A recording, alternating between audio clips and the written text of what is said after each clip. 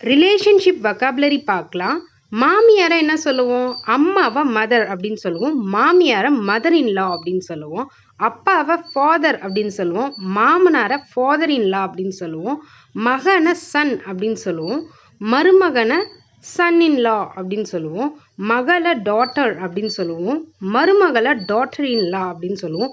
லா அப்படின்றது வந்து மாமியார் வீட்டு சைடு சொல்கிறதுக்கு லா அப்படின்னு யூஸ் பண்ணுவோம். மைத்துனனை என்ன சொல்லுவோம்? தம்பியை பிரதர்னு சொல்லுவோம். இதே மைத்துனனை பிரதர் இன் லா அப்படின்னு சொல்லுவோம். நாத்தனாரை சிஸ்டர் இன் லா அப்படின்னு சொல்லுவோம். ஓரகத்திய கோ சிஸ்டர் அப்படின்னு சொல்லுவோம். சகலைய கோ பிரதர் அப்படின்னு சொல்லுவோம். மாமியார் வீட்டு சைடு அப்படின்றத இங்கிலீஷில் எப்படி சொல்லுவோம் அப்படின்றத எனக்கு காமெண்ட்டில் சொல்லுங்கள். இந்த வீடியோ உங்களுக்கு யூஸ்ஃபுல்லாக இருக்கும் அப்படின்னு நம்புகிறேன். ஈஸியாக உங்களுக்கு புரிஞ்சிருக்கும்னு நம்புகிறேன். இந்த மாதிரி நிறைய இன்ட்ரெஸ்டிங்கான வீடியோஸ்க்கு ஃபாலோ அண்ட் சப்ஸ்கிரைப் பண்ணிக்கோங்க. பிடிச்சிருந்தா லைக்